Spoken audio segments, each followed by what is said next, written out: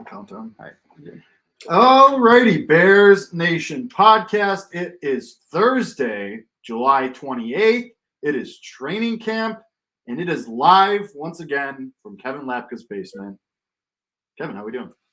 Doing well, man. Finally, we have news. There's been some exciting things to talk about coming out of training camp. Some signings, some offensive line signings. Jake, there are things to talk about. There's this is things going to to talk be about. a jam-packed episode. I wouldn't call them exciting. I think they're borderline exciting. And if they're not, if you don't think they're exciting, I'll make them exciting. And I'll find further reasons to prove that these signings and the glimpses that we've got from training camp are reasons why the Bears are going to be a wild card team. Oh, Jesus. Here we go. No, We're doing this again. We'll stay objective for 1 week, and then we can go off into a tangent. Don't do this we shtick. Okay. You are That's the one fair. that needs work, my friend. That's fair. I can't even argue with that. Can't. Well, let's start with training camp is open. Jaquan Brisker finally signed, but someone who did not sign, who is on the PUP list and physically unable to perform list, meaning they don't want to perform. Correct. Because they're not being paid. Roquan Smith is having a hold in at camp. I don't blame him at all. He's in the final year of his deal. He wants to be paid. He's one of the best linebackers in the league. Ryan Poles has got all this happy-go-lucky, yeah, we're confident something will get done. Roquan Smith was the model for those truly god-awful new helmets, alternate helmets. Okay, And no, bad. they are They're not bad. god-awful. They're bad. You are a University of Illinois alum. They're bad. If anything, you should like the helmets. No. They're bad. They're bad. Well, what makes We them don't bad? have to, because What's it's wrong? like compared to every other like alternate helmet we've seen, True. this is far and away the worst. The Bears is far and away the worst. I guess the Bengals really hit it out of the ballpark with the white Yes, and the black stripes. 1,000%. It doesn't compare to that, but would you rather have them have no alternate helmet versus what they have put out with this orange one? I mean, spice it up, make it interesting. I'm going to the game that they're going to wear it at. That Thursday night game against the That's a Commanders. decision. I will be there. It's a great decision because they're playing a Carson Wentz-led Commanders team on Thursday Night Football, and I think that's going to be a win for them, which is why I chose to go to that game. Plus, I like going to primetime games. But I don't know. I don't think they're going to be as bad as what you think. Are they the best? No. But are we going to sit here and say they're terrible? I don't think we should do that. I'll say they're terrible. They're extremely mid. Okay. They're very mid. Is that better? Sure. More accurate? Okay. Not the point. Roquan Smith is kind of the face of the franchise right now, your team's best player, and having a hold-in was Matty Reflus and Ryan Poles were asked, well, would he be taken off the PUP list if he suddenly got a new contract? Would that suddenly fix his ailments, or would that suddenly make him able to physically perform? They didn't answer it, which really is an answer in and of itself, which means yes. I would like to believe that they're actively working on it. Obviously, we just saw DK Metcalf get paid a couple hours ago as of this recording, and he got his deal, and he's going to start practicing. So it's just one of those situations. I mean, TJ Watt did this last year, and he got paid like September, like right before the first week of the season, I think it was. Right before games started, maybe. And he got paid, and then he was there, and he was fine. So the thing is, like, a player of the caliber of Roquan Smith probably doesn't need to get, like, he didn't come to any of the other camps. He didn't come to mandatory minicamp, didn't come to, or voluntary minicamp, didn't come to OTAs. Makes sense, trying to protect himself from injury. That makes sense. He plays a hard position. Just pay him. What are we doing here? Like, it's Jaquan Brisker just signed, like, basically at the stroke of midnight, was able to be there for the start of training camp. Which is huge. Right, Very 1,000%. important. And we did see this. There's a precedent here with Roquan Smith because there was a delay in him signing his rookie deal too. And he doesn't have an agent. He represents himself. Just pay the man whatever he wants. What are we doing? Like, this is so, the longer this drags out, if you're Ryan Poles and this is your first year doing this, the worse it looks. I think it's a little bit more complicated than that, though. And here's why. Like, obviously, when these situations occur, it's pay the man whatever he wants, pay him, why can't we get it done, right? The fan base is why, how is it so hard to pay the guy on the team who is most worthy of a contract extension? And there's truth to that statement. You pay your best players. That's what the best franchises do. They lock up those players with ease. There's never a holdout. They pay their guy. All right. But the thing I think that we're missing when it comes to Roquan Smith is this isn't just pay the man, the money. This is Roquan Smith is in the top tier of inside linebackers in the NFL right now, if not number one, maybe number two behind Darius Leonard. I think he's wedged between Darius Leonard and Fred Warner. He's better than Fred Warner, but maybe not quite as good as Darius Leonard. But Shaquille Leonard. Who? Shaquille Leonard. Oh, that's right. I completely forgot about that. Interesting story. That's a player's name that I do know. Shaquille Leonard. It is. And we're going to get to that later because that's what we call a tease. That's what we call a tease. This is not Roquan Smith saying, hey, give me $18 million. Sure. This is Roquan Smith saying, I deserve to be the highest paid linebacker in the NFL. Right now, Darius Leonard sits at $19.7 million and Shaquille Leonard sits at $19.7 million. It's going to take some getting used to. I had people on the air today at 6 a.m. The Score who said, I think they said Washington Redskins still. And I was like, yeah, all right, it's going to take time, especially for a guy like Shaquille Leonard, who's not a Chicago Bear. It's going to take time for me to remember that. But continue. Fred Warner's $19 million player. True. All right. Darius Leonard's $19.7 million. Roquan Smith is sitting there to Ryan Poles saying, give me $20 million. I want to be the highest paid linebacker in the game. Right. So when you think about these conversations, it's never easy to just instantly make someone the highest paid player at their position in the sport. So that's where I'm coming from. Like, I agree that you definitely should pay the man his money and pay it as soon as possible. But I think as far as the urgency of it, like, the conversations are a little bit deeper than just, why don't you just pay him? Like, no, he's asking to be the highest paid linebacker in the sport. There's going to be larger conversations to be had. But the thing that should annoy you and annoys me is what he said was there was not even a contract offer remotely. That was the word he used, remotely close to for him to consider. Exactly. How old is he? I mean, Roquan Smith has got to be like 27 years old, but to not even put an offer out there that he would remotely consider. And look, I'm totally fine with Roquan Smith. Like, I have no problem with him holding out. I have no gripes against Roquan Smith for holding out and trying to get his money. He's only 25. He's 25 years old. What did I say? I think I said he's 27. 5 months younger than me. I mean, he's the same age as Velus Jones Jr. Oh, no.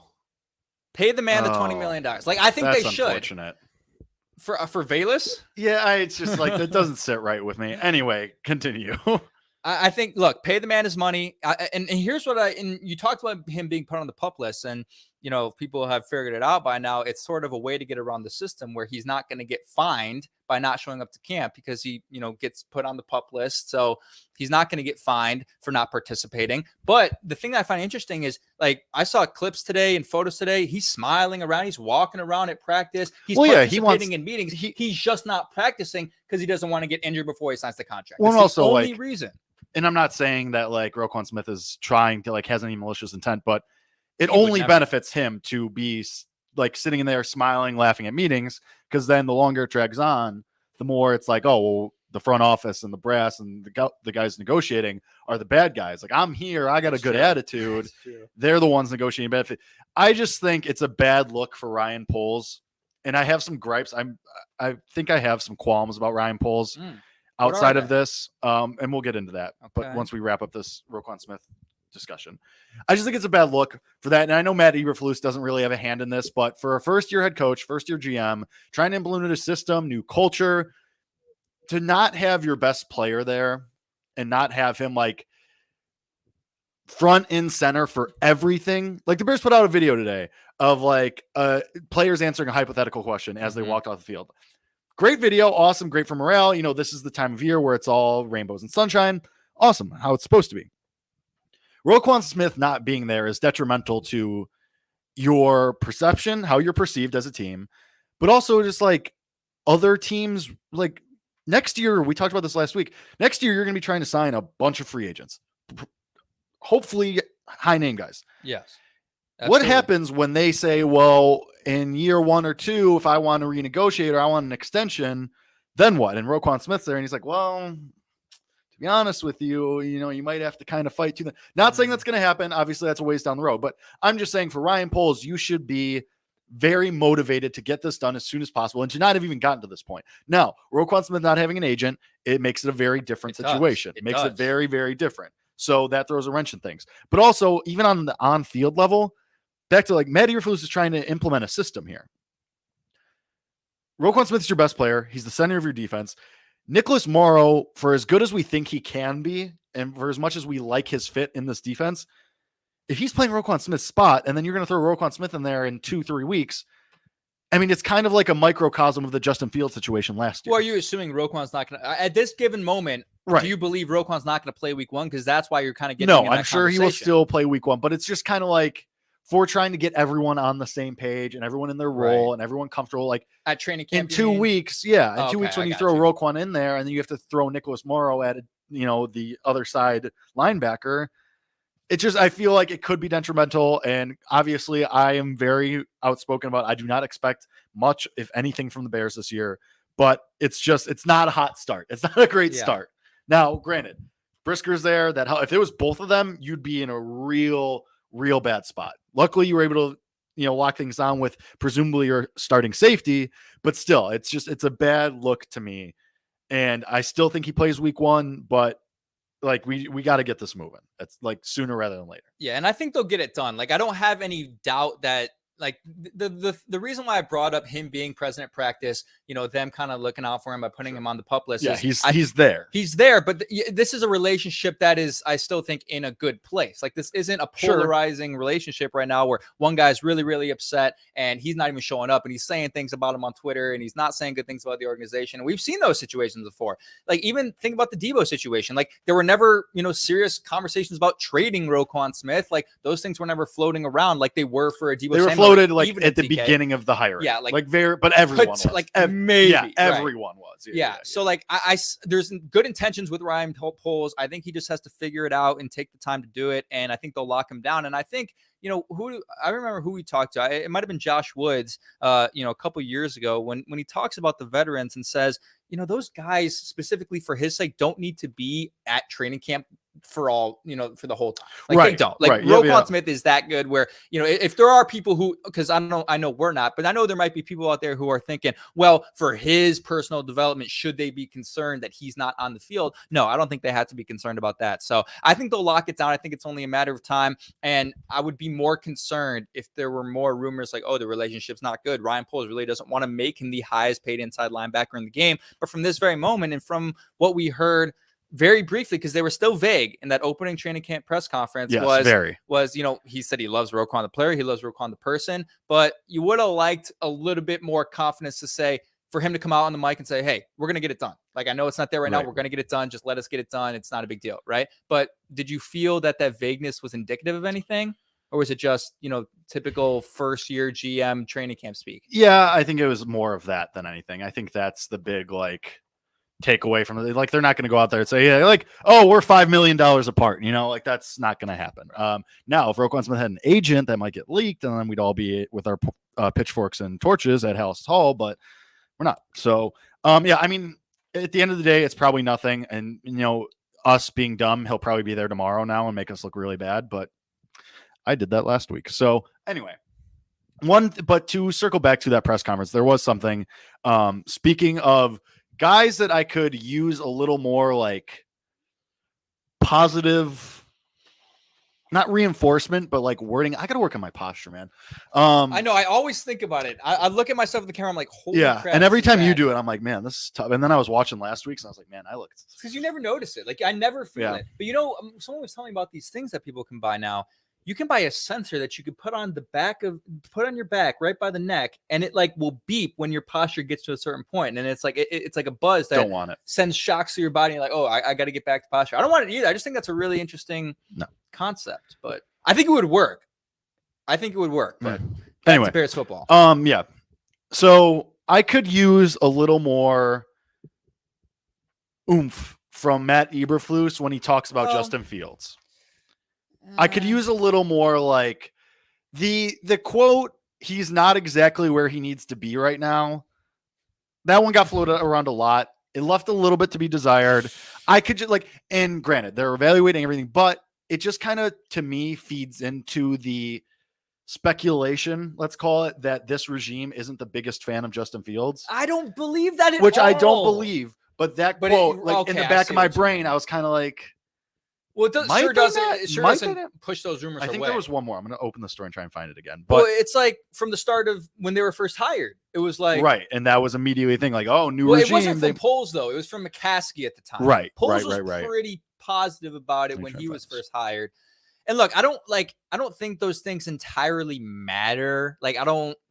Like if I see them, I'm going to training camp next Tuesday, and if I see Eberflus constantly in Justin Fields' ear, constantly talking about how he can improve and all these things, like I'm not really going to sit here and make a big deal and try to make something out of nothing about, the franchise doesn't believe in Justin Fields. Like, no, they do believe in Justin Fields, and they have to believe in Justin Fields. And I've never felt since they were hired any sort of concern. I feel like you have felt concern that they might think that way and the implications of that. But I don't feel that at all. I don't. I think this team is all in on Justin Fields. And I know there is going to be people who say, well, the moves they made this free agency weren't indicative of that. Look, we all have our opinions on what Darnell Mooney can be. And then look what Ryan Poles just did the past week, signing Michael Schofield and Riley Reif. He's starting to build an offensive line that can actually keep Justin Fields upright. And what they do with him with Luke Getsy, they're going to put him in a good position. This franchise, I'll say it right now, is all in on Justin Fields. Don't let anyone tell you differently. I think this franchise is all in. But you're right. I think you're right when they don't make it easier for themselves when they go into a press conference and they say things like that. Right. It would be nice to hear those things. And there was also Poles said, and I found it, he was talking about the preseason. He's like, oh, well, there's pressure. Yeah, like there's timing and there's chemistry that we got to see. And it's like, I get it. You're in, like, you didn't draft this guy. It's not your evaluations of him. For all we know, Ryan Poles was in Kansas City. And when the Bears drafted Justin Fields, he was like, oh, these idiots.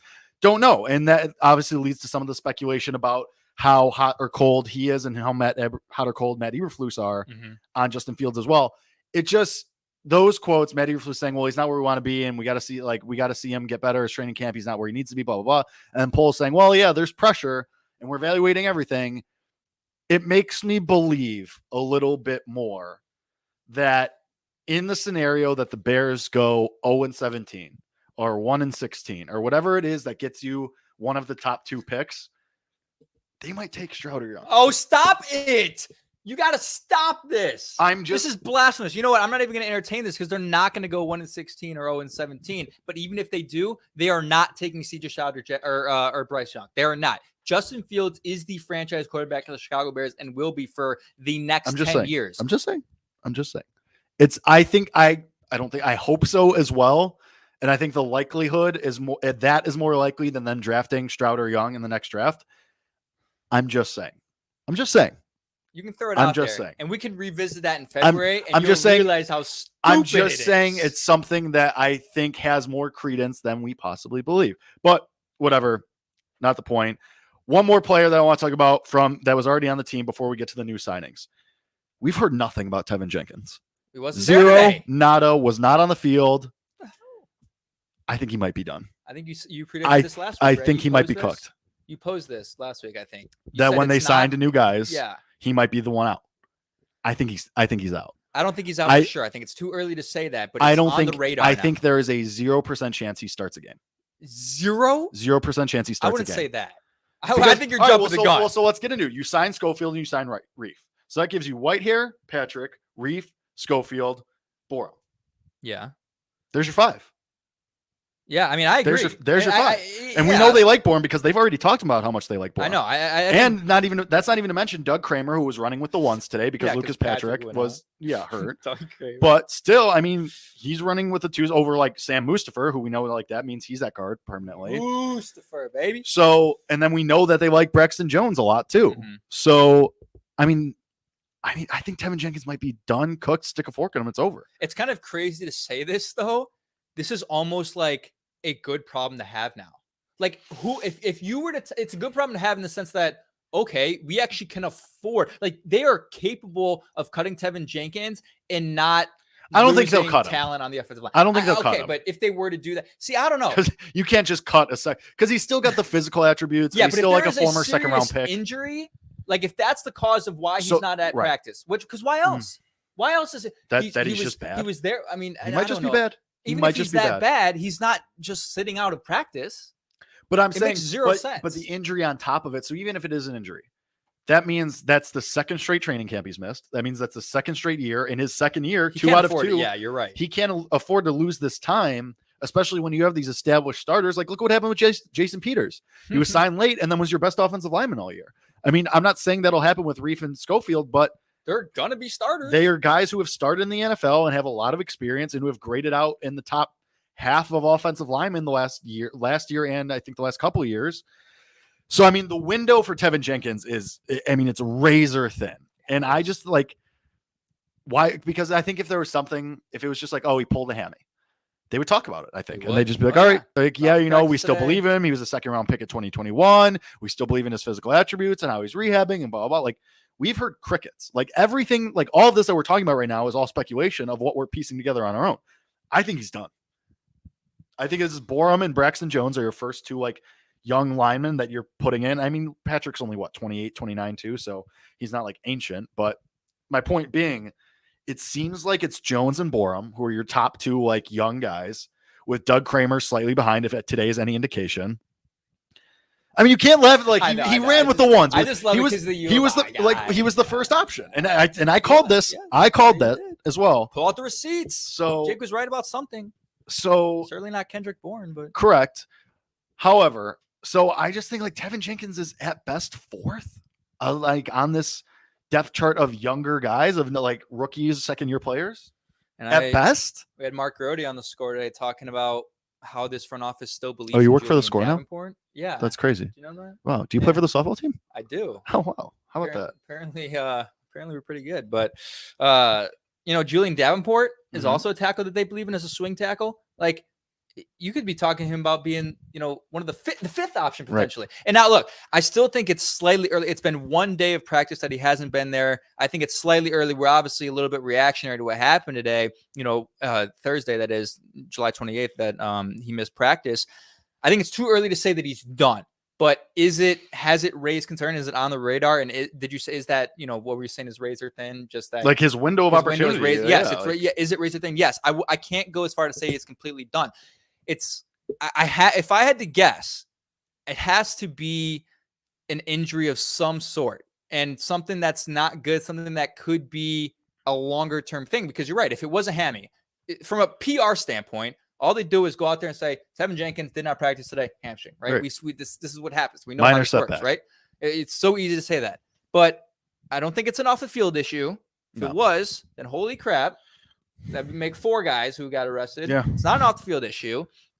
I think it's got it. I mean, and it's not the fact that he's just not good, because it's still early for them. It's still early. I don't think it is. Even if he wasn't good, just have him run with the threes and try to make him a better player. You don't just give up on the kid. You say, okay, let's trust the coaching staff that we hired for a reason to make him a better player. And if it doesn't work, you cut him at the end of the year. But like, it's so funny, you know, this conversation, if we were having this exact conversation 3 months ago, we'd be in hell with the offensive line. We'd be like, what the hell is Justin Fields going to do if Tevin Jenkins is not a starter this year? Yep. And all of a sudden, as we stand on July 28th, it's like, losing Tevin Jenkins, like, it's not a dagger into the heart like I thought it would be. Like, I want the guy to succeed. I want this to all be some sort of weird thing that gets resolved and he lives up to that first round potential. Was graded as a first rounder, knocked down to the second round because of health injuries or health issues, was a first round talent. I hope he can get to that point, but because of the signings of Riley Reif and Michael Schofield, I'm all of a sudden sitting here thinking,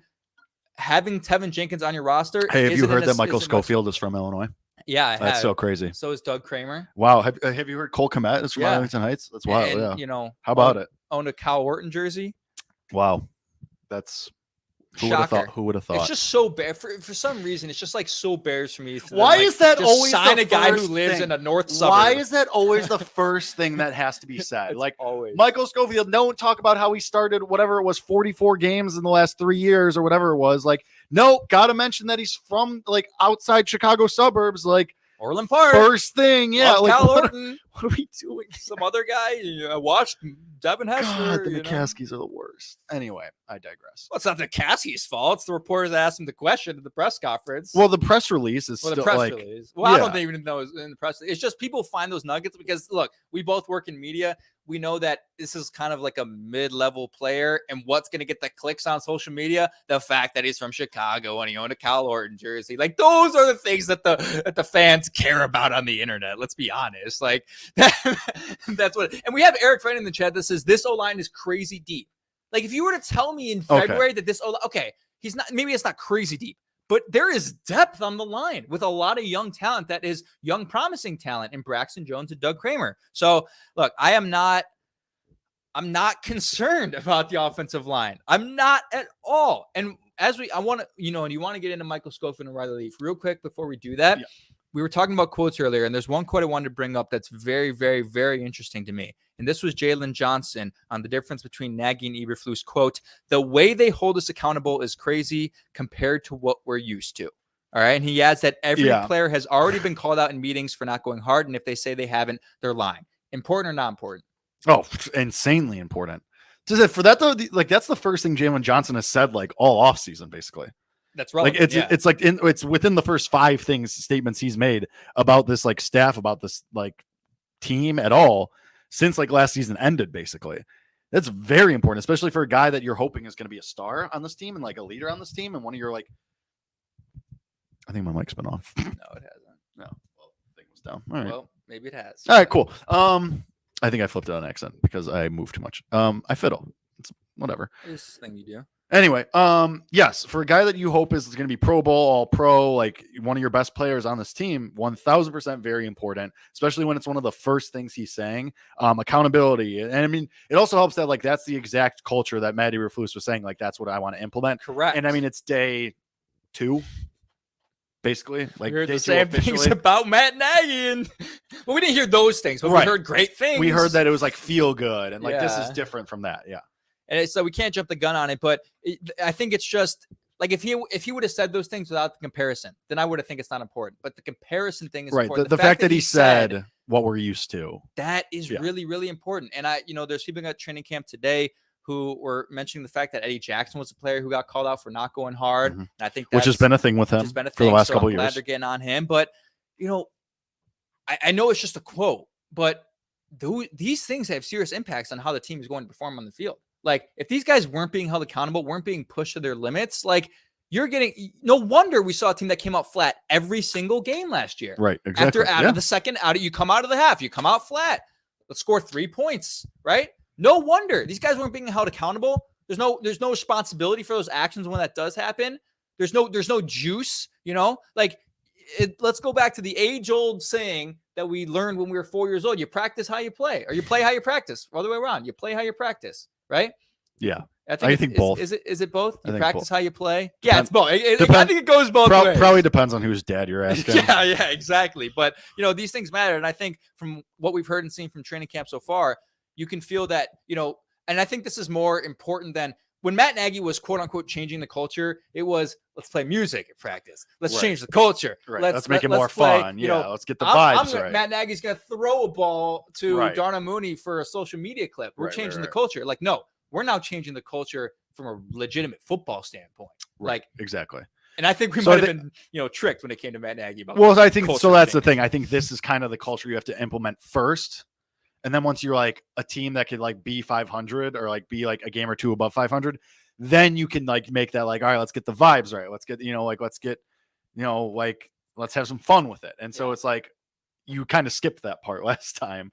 And you're starting at the ground floor this time, and you're getting the actual like playing mentality right first before you do like the extra curricular type situation, I guess, if you want to call it that. So yeah, I mean, it's big. It's for sure something big. Guys getting called out, especially guys like, Eddie Jackson, his effort's been questioned the last couple of years. The fact that nobody seems to be exempt from that is great. So I think that could kind of give you that like feisty, like scrappy team that like you steal a game or two from a couple teams.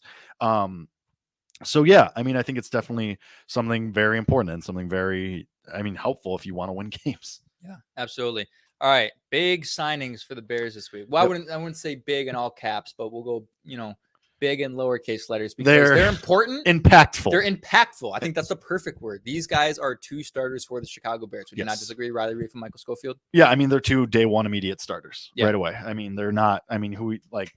Braxton Jones isn't competing with Riley Reif for the left tackle job. Riley Reif was in the Super Bowl last. So now he's he didn't play because he was hurt. But he was on. Well, and he was also on offensive line unit that was ranked 25th in the league last year. And it's funny. I was thinking about when I first saw that notification, I kind of put my head down. I was like, Riley Reif. Why do I remember that name?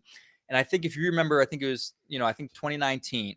Khalil Mack had knocked over a Vikings offensive tackle. How about you shut your ass up? Yeah, there you go. Siri has some thoughts on Riley Reif, and he's going to toss the watch on the couch. Nice. Remember that play when Khalil Mack knocked a Vikings offensive tackle on his ass. I think it was on a primetime game too. It went viral. One of those Khalil Mack freakish plays. That was Riley Reef. And I remember that. And I remember that was one of the worst games of his career. Great. He was getting clowned on Twitter. That was also clowned before Khalil Mack was declining. Yeah. That was one of his his final peak years. That's one of those things where Khalil Mack at that point was like a top 5 edge rusher all time at that. The way he was playing that year. Yeah. So I'm not going to entirely knock Riley Reef for that. But look, Riley Reef last year, according to Pro Football Focus, 49 out of 83 offensive tackles last year. Not bad, right? You're talking about average. And then Michael Schofield, 39th out of 82 offensive guards. Like these. So here's the thing. At the end of the day, it's better than what you had, because before this, you were looking at Lucas Patrick at center, Cody Whitehair at left guard, unknown at right guard, some combination of, Sam Mustipher or Larry Borum or maybe Tevin Jenkins. And at left tackle, like at the other 2 tackle spots and the right guard spot, some combination of Mustipher, Braxton Jones, possibly one of these other rookie offensive linemen, Larry Borum, Tevin Jenkins. That was it. These guys now immediately plug in starters day one, have NFL experience. As long as they're not ranked dead last, it's an improvement over better than these unknowns that you have. Now you don't have Sam Mustipher starting at right guard week 1. You don't have Braxton Jones, a 5th-round rookie, starting at left tackle week 1. So it's better overall, even if these guys aren't the flashiest, best guys, most splashy names you've ever heard of in your life. They're still better than what you had and still raises your floor as a team at least a little bit. Here's what it is for me. It's consistency. It's a fact. Sure. We now know that the line I believe is going to be this. And you said it earlier. Left tackle, Riley Reef. Left guard, Cody Whitehair. Center, Lucas Patrick. As long as he's healthy, which we don't think the injury today was, anything serious. And you still have 2 months? Yeah. Right guard, Michael Schofield. Right tackle, Larry Borum. And that is what it's going to be. An NFL starting line. That's an NFL starting line. That's an NFL starting line. And I think just the most important thing why I say, it's certainty for me is just, now we don't have those unknowns. We don't have those question marks. We don't have to, last week at camp, one guy performed really well. Now, crap, who's going to be, we don't have to worry about a change last second. For the rest of training camp, we don't have to worry about the offensive line combinations. Knock on wood, assuming there's no because injury. Because I'm sure there will be regardless, and they're going to try and evaluate the rookies, Braxton Jones, Doug Kramer, Tevin Jenkins, and even Larry Borum doing extent still. Week 1 comes around, who's going to be there still, regardless. Yeah. So that's still helpful to you. And you guys have these guys who have experience. I think I saw it was a tweet from a friend of the show, Aaron Lemming. He tweeted like Michael's one of the 2, I forget who, Riley Reef or Michael Schofield. One was like exceptional pass blocking and like average to like slightly below average at run blocking. And the other was exceptional at run blocking and was like average, slightly below average at pass blocking, which you can live with as long as they're not both the same weaknesses. You'll live with it and you'll make it work, especially with Cole Kmet's improvement as a blocker. N'Keal Harry is a very good blocker. So like you can add some chip-in guys to help there on the ball if you have concerns about that. But at the end of the day, it's NFL caliber starting linemen who started games last year. Better than what you had, raises your floor collectively as a team. And in the long run, most importantly, probably keeps Justin Fields more safe. Yeah, you think? And now the thing I find interesting about these 2 signings that I don't think a lot of people have brought up is why now? Why now?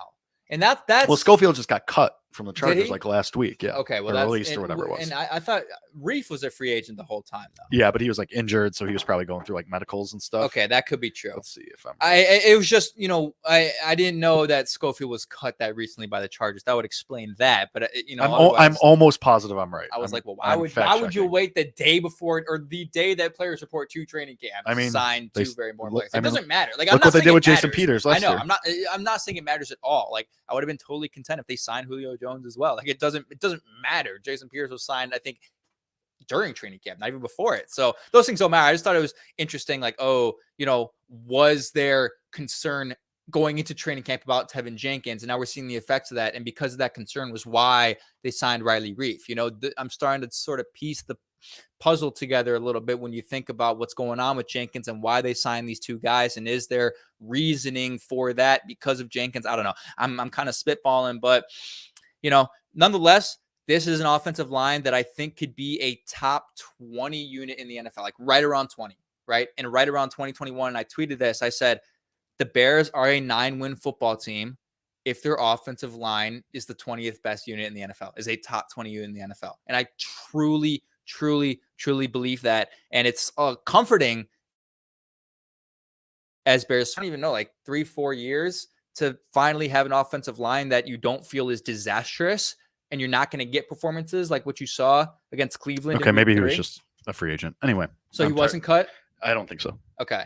Well, I don't blame you. I also got tired of looking. So Did you there's this wide receiver on the Patriots. Do you know, have you ever heard of Kendrick N'Keal Bourne Harry. N'Keal Harry? Well, he's not on the Patriots anymore. If you guys don't know what we're talking about with Kendrick Bourne, this is a good chance to plug our TikTok, which has gone absolutely or watch viral last week's for episode. no reason, or watch last week's episode and or see both. what we're talking about, or do both. How Or about both. that? Do you have anything else on the offensive lineman here?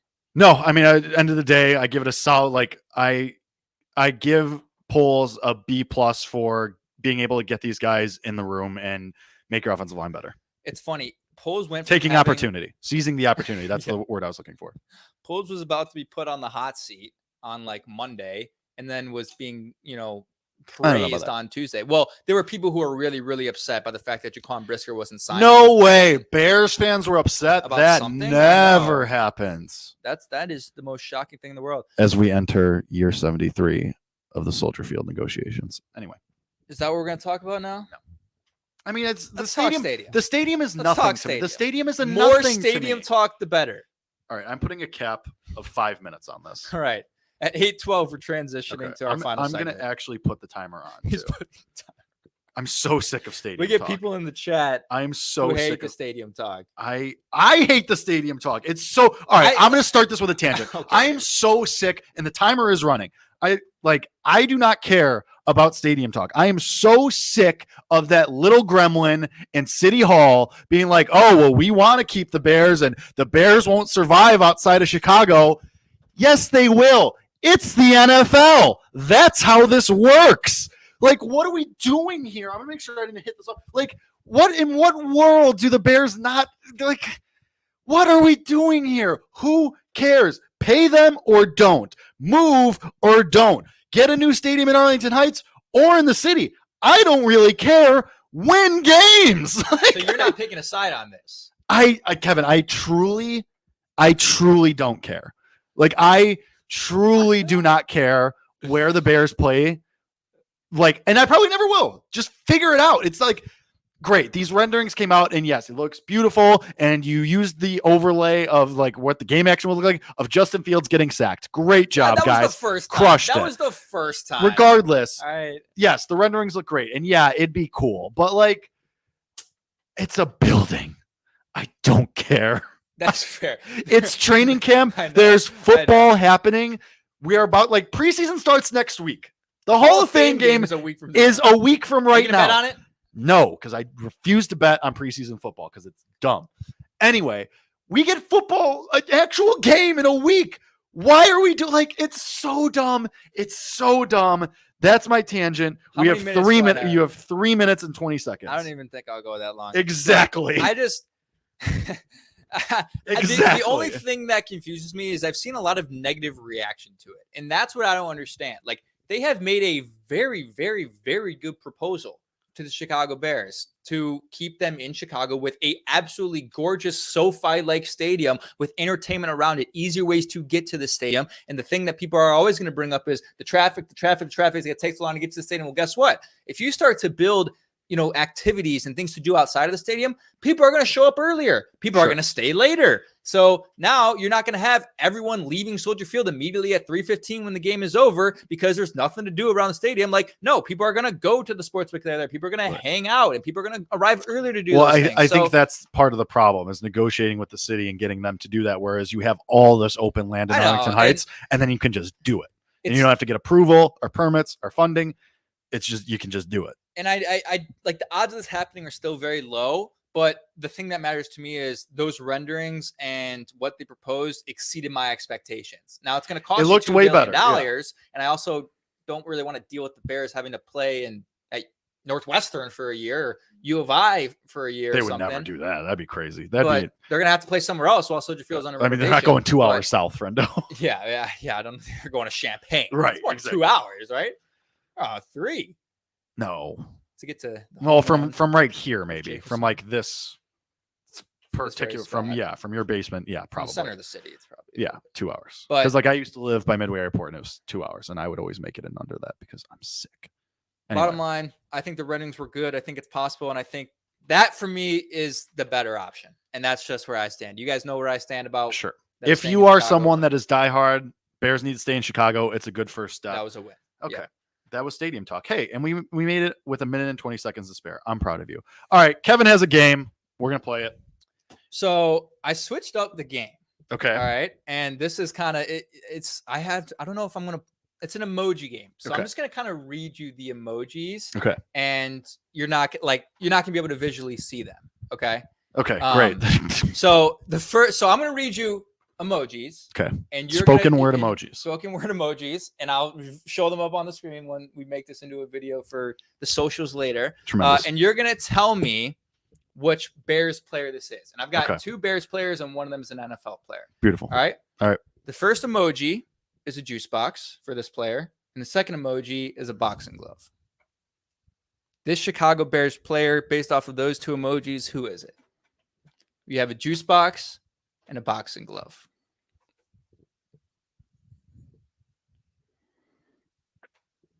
This one is, I would say this one's mild. All right. This one isn't too difficult. This player, I'll give you one more hint. This player is currently no longer on the Bears. Okay, then what are we doing here? They were on the Bears. What are we doing here? I forgot to mention that. What in the world? They were on the Bears recently. How recent? I can't give away that. Like were they cut? Like, were they cut? This player was on the Bears within the last 5 years. 5 years? Come on. What? for the TikTok. A juice box and a boxing glove. I'm so, but like This how? is so easy. How did you get to this point? This forgot. player is not on the Bears anymore. I forgot. And you give you a 5-year window. Okay. I forgot about that. Now, Ron Winarski says William Perry. That's incorrect. I wonder why he said William Perry. Juice boxing box glove and a a juice box. Chris Nano, I think, would have gotten this one very quickly. shout out Chris Nano. Javon Wims. I hate you. That's so. That was so easy. That was not that hard. You know why the boxing glove? Right. The juice Saints, box I don't boom. really get. Boom. The juice box. His nickname was Javon Juice Wims. Right. What if I put a bulldog? What if I put a dog in there for like Georgia Bulldogs? That would not help me at all. Come on, you like college football. I hate you and I hate this game. John Huey said Jordan Howard. I don't know where you got Jordan Howard from. All right, this one's easy. Because Javon Williams was should be top of mind. All right. This player is currently on the Bears. Oh, good. All right. This emoji, it's like, all right. It's like hot start. It's the bacon emoji and a lion emoji. Which Chicago Bears player is this? Bacon and lion. It's not as like literal as you would think. It's not as literal as you would think. Oh, good. Bacon and lion. You got to think These are about it. These are the dumbest You got to hints. think about it a little bit. Bacon and lion. Does the lion have something to do with like where they've come from to be on the Bears or their college? Yes. Okay, so a former Lion. No, the other one, the college. The college. Okay. So is it Jaquan Brisker? Yes. All right. Crispy Brisker. bacon. Yeah. Well, no, just Nittany Lions. you know, I got Brisker. there. Let's not. You got there. Let's It not was a pick it apart. It was a stretch. All right. Okay. Now, we have some people going to like this one. The cow emoji. Let's go, baby.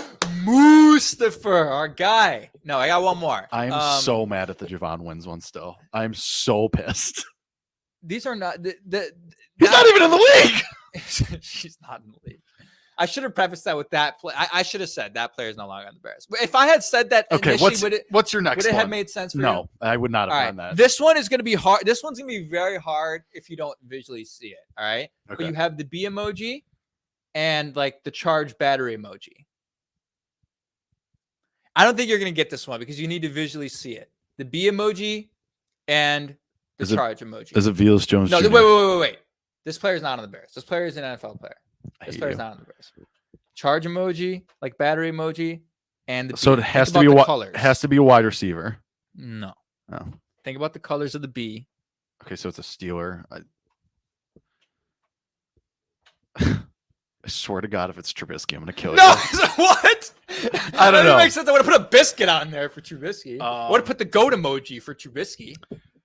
The battery charging The emoji. battery charge emoji. Do you know which one that is? Yeah.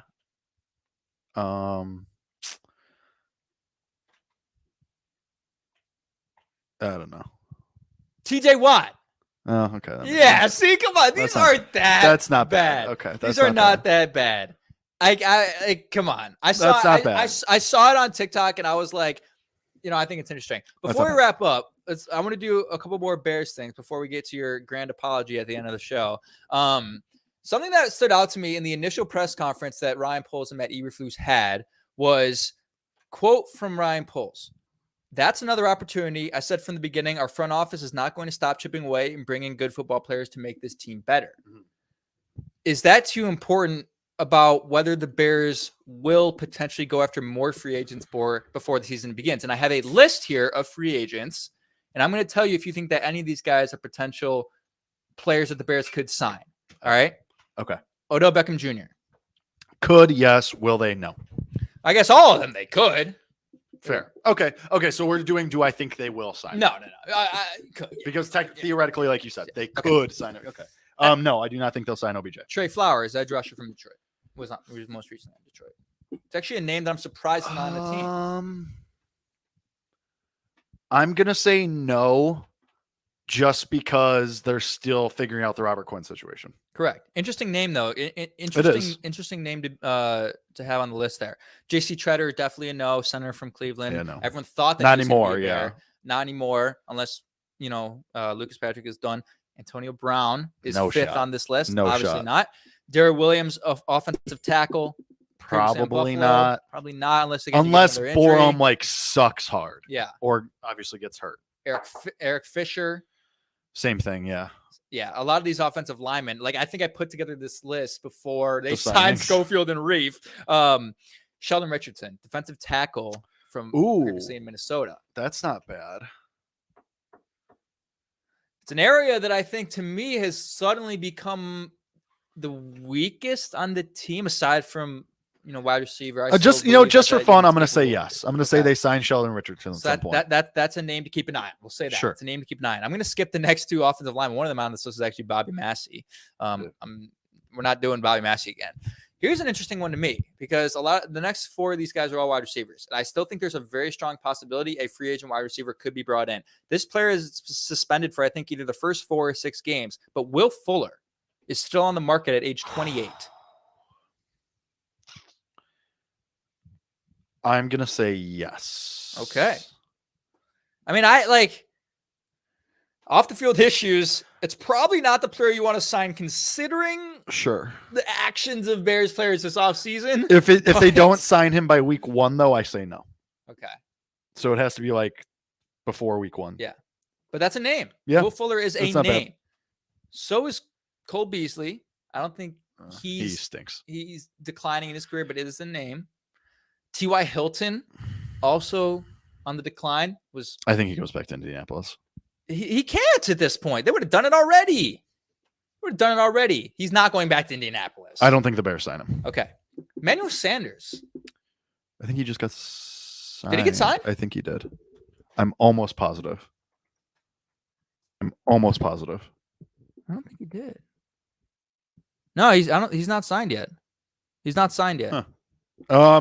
I'm going to say no. I think just Fuller has upside because of his age and because of like his talent. Like Emmanuel Sanders showed last year, he still has a little bit left in the tank, but you can only take so many shots on guys that you hope can reach a certain ceiling. And you already have those guys in Pringle and St. Brown and even Velus Jones Jr. to an extent. So Fuller's like at least established.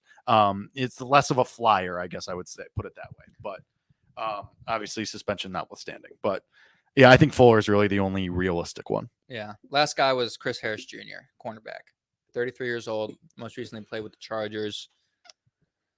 I think you're feeling a little bit better with cornerback. So it's not like, I don't think they need will, Chris but I Harris think, Jr. but it's a position to keep an eye on, Yeah. obviously. Yeah. Nonetheless, like, I'm going to put it on tape today. I think the Bears sign one of these guys before the season starts. We named like 15 guys. I'm just saying, I think they're going to sign a wide receiver. Well, sorry, did I not say? I meant to say, you said one of these guys. Yeah, I was like, they're going to sign one of them. They're going to sign a wide receiver. I truly. And now I can look, see that. I don't think it's going to be because training camp is going to go on and they're going to see like, holy crap, this receiving core is not good enough. I don't think that's going to be the reason. I just think they're waiting. The OBJ situation is very, very, very interesting to me. Obviously, he had the ACL injury in the Super Bowl and he's not going to play for like the first 6 weeks, but oh my God, the boost that you get if you sign Odell Beckham Jr. Sure. And before you even say sure, last year we had the same conversation about trading for OBJ, and you clowned me. I just agreed with you. I know, but last year you didn't. What changed for you about OBJ? Because he was an absolute dog with the Rams. Yeah, when he's motivated on a good team, he actually is pretty good. Which also, he might not be motivated if he comes to the Bears, though. So, yeah. Anyway, all right, let's do this last thing on the docket. To all the people. Oh, you don't know sports. You don't know Kendrick Bourne. You don't know the. Yeah, I don't know the third receiver on the Patriots.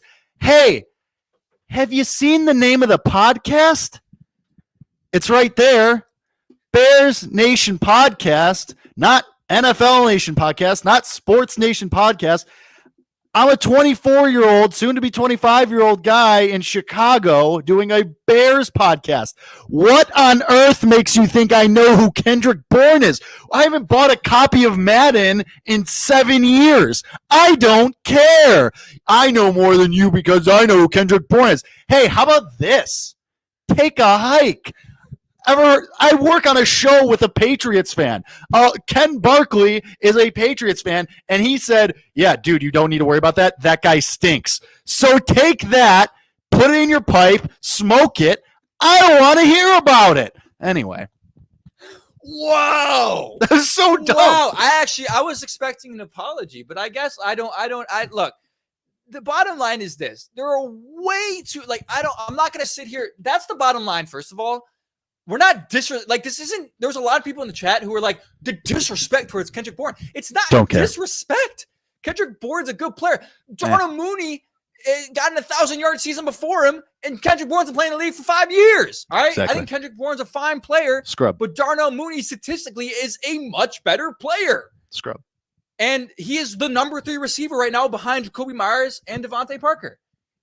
Kendrick Bourne's not a scrub. He's not a scrub, but it's not outrageous for you to not know who he is. He's aggressively mediocre. Sure. And there's just so many people who are like, the disrespect towards Kendrick Comments Bourne. were mad. He deserves to be an 83 on Madden. He's better than Mooney. He's not better than Mooney. He's a fine player, but he's not a better wide receiver than Darnell Mooney, and he never will be. Also, who was the last Patriots receiver who was like a household name? Julian Edelman? People knew Chris Hogan because he was cool and played lacrosse as well. Yeah. Julian Edelman, Danny Amendola. I can't name any Patriots wide receivers. Also, guys who were like actually good. So, do you play fantasy football? Well, yeah, but I think that's why a lot of people were like, "Whoa, Hey, and guess what? I've won my league the last 2 years. Oh. So suck it. There you have it. Jake Hassan sounds off on, I think we're up to 800,000 people who viewed that video who are all of them. Keep watching it. Jake. Keep commenting. And it got 47,000 likes. Like it could have gotten 10,000. It was funny. It was funny. It was a great clip, but I think the reason it got so popular was because people were mad on Patriots people friends. were mad online. Yeah. And guess what? You're a bunch of losers. Touch grass. Go touch grass. That's a great point. That was a great point. Or watch Darnell Mooney tape and understand why he's a better wide receiver. And then go touch grass and think about what you've done. Okay. Well, Bears Nation Podcast. That was a good note to end on. That felt good. Okay, this has been Bears Nation Podcast. Next week, we will be back to recap all things training camp, all things observations, how everybody's looking, what these offensive line combinations look like. If our guys, Thomas Graham, Daz Newsome, they're getting on the field, how Justin Fields looks. We'll keep doing it, keep breaking it all down. So be here next week. Maybe it'll be Wednesday. Maybe it'll be Thursday. Who knows? We switch a lot. I had stuff to do yesterday. Don't worry about it. Go touch grass, but also come back next week. And as always, bear down.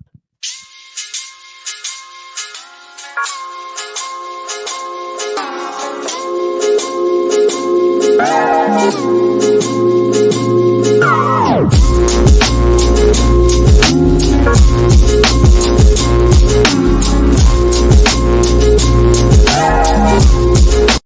Bears and love the show. Keep it up. All right, y'all. Appreciate it. Word.